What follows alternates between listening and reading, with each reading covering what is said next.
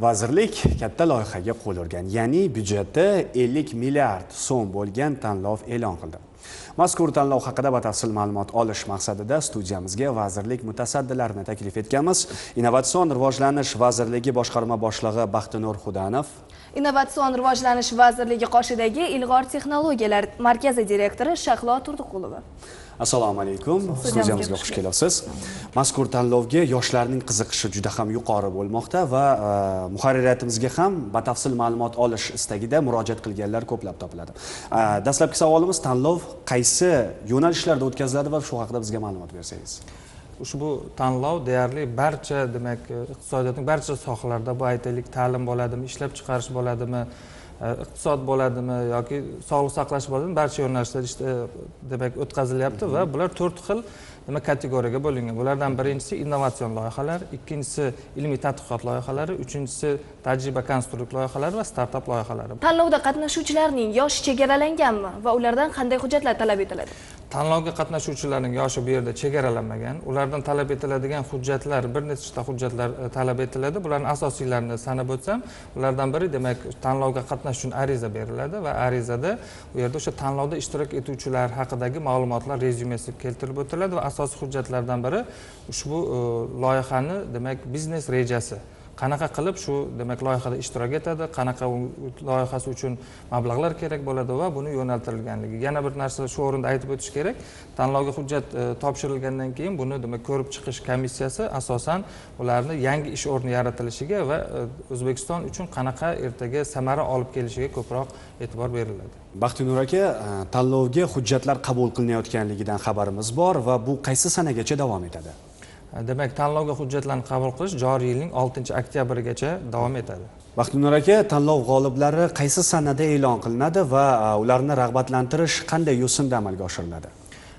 Demak, tanlovga hujjatlar kelib tushgandan keyin, bu demak 6-oktyabrgacha tanlovga hujjatlar kelib tushadi va undan keyin ishchi organ 2 oy mobaynida bular to'liq, demak, tekshiruvdan o'tadi va 2 oydan keyin tanlov g'oliblari e'lon qilinadi. Shahlo opa, Ilg'or texnologiyalar markazida qanday yangiliklar? Bizdagi ma'lumotlarga qaraganda, markazda innovatsion startap akseleratorlar va startap inkubatorlarga asos solinmoqda. Shu haqida birozgina ma'lumot bersangiz. Bizning markazimizga Innovatsion rivojlanish vazirligi tomonidan juda ham muhim vazifalar qo'yilgan.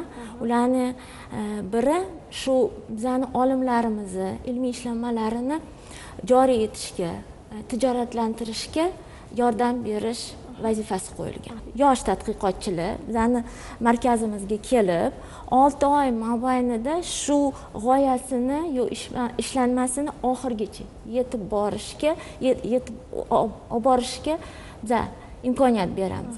Laboratoriya beramiz, infratuzilmalarimiz, kerakli reaktiv moddalar olib berib, ularga yordam sifatida shu 6 oyda ular g'oyadan konkret ilmiy mahsulotga olib borish imkoniyat beriladi. Undan tashqari shu 6 oyda biz ularga treninglar, seminarlar o'tkazamiz. Shu olimlarni qanday qilib biznes ochishga yordam beramiz. Shunda har bitta g'oyani atrofida jamoa tashkillantiriladi.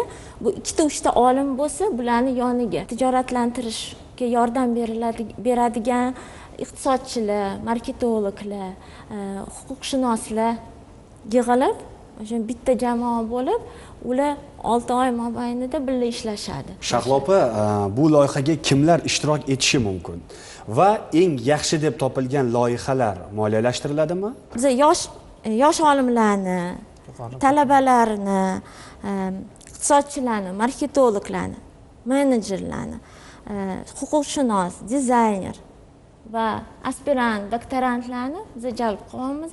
Hozirgi vaqtda tanlov e'lon qilingan. 10-oktyabrgacha arizalarni yig'amiz. Keyin undan keyin akselerator o'z kuchiga kirib ishni boshlaymiz. 6 oydan keyin 3 ta jamoa tanlanadi g'olib sifatida. Shularga vazirlik tomonidan ular shu o'zini biznes planga qarab, endi kamida 100 million so'm deyapmiz hozirgi kunda. Lekin bu ishlanmani joriy etishga, startap ochishga 200 million yo'q 300 million kerak bo'lsa, o'shanga qarab, biznes planiga qarab moliyalashtiriladi. Startapga qaysidir laborator uskuna kerak bo'lsa, u albatta qimmat narsa. Bu narsalarni sotib olishmaydi. Bizani markazimizdagi bor sharoitlar bilan foydalanish mumkin. Imtiyozli ravishda. Biz ayni fursatda studiyamizga tashrif buyurgan mehmonlarga, Baxtinur aka, Shahlo opa sizlarga alohida minnatdorchiligimizni bildiramiz. Umid qilamizki, teletomoshabinlar o'zlariga kerakli ma'lumotlarni qo'lga kiritdilar va albatta tanlovlarda ishtirok etadilar. Dasturimizda xorij xabarlari. Amerika Qo'shma Shtatlarining Mayo klinikasi xodimlari